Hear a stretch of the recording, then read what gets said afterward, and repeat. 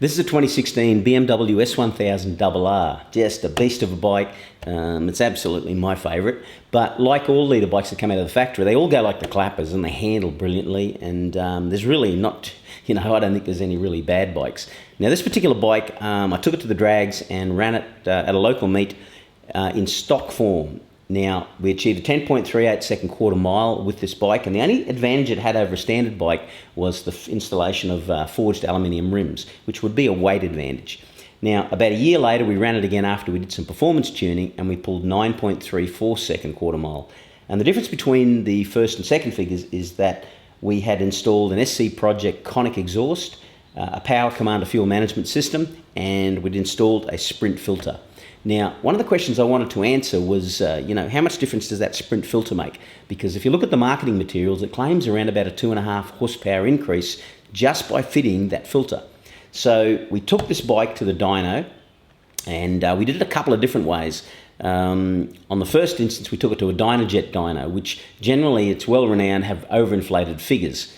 But the before and after is what we're concerned with. So we ran this on the dyno with the factory air filter installed, and we achieved a 206.9 horsepower at the rear wheel result.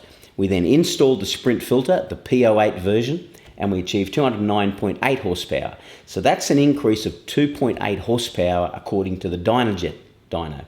We then took it to another dyno, we ran it again, and this one was more inclined to give us the true dyno results.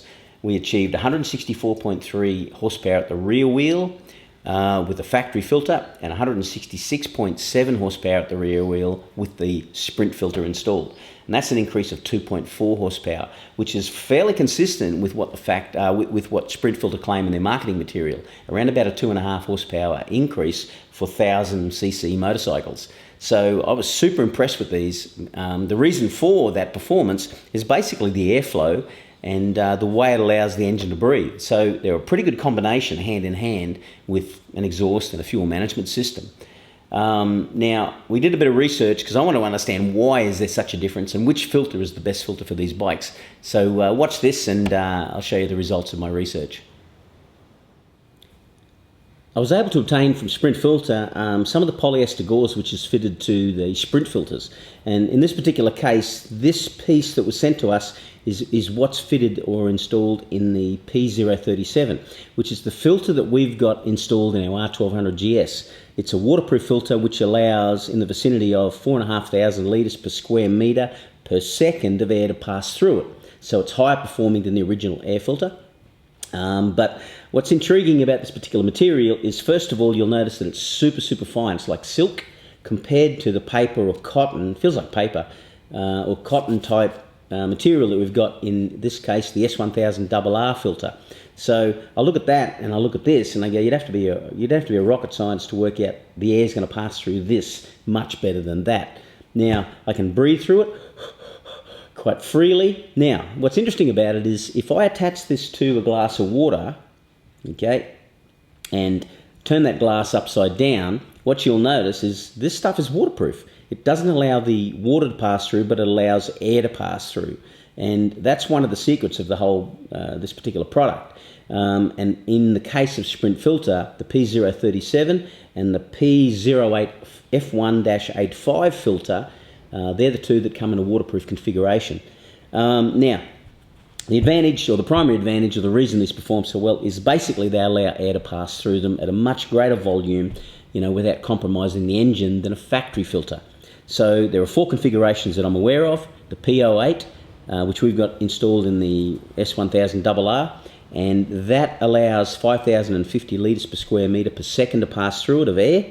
There's the P16, which is a racing variant. That allows 10,000 litres per second, litres per square metre per second to pass through it.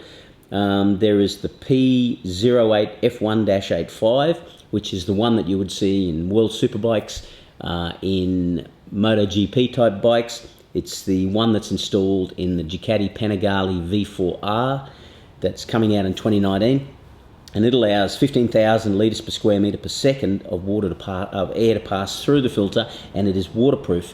Then there's the dual sport version, which is the P037, which we've got installed in the R1200GS, That allows 4,500 litres per square metre per second of air to pass through the filter. It is waterproof and mud-proof, and the cool thing about these filters is they do not need oiling.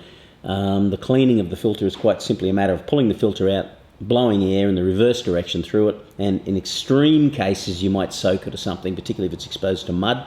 But generally the cleaning is done with an air gun, and it's claimed that these would probably last the life of your bike. So there you have it. Super happy with these filters. The P08 we've got installed in the RR definitely increases by about 2.5 horsepower, which is consistent with the factory claims. So there you have it. Go get yourself a Sprint filter.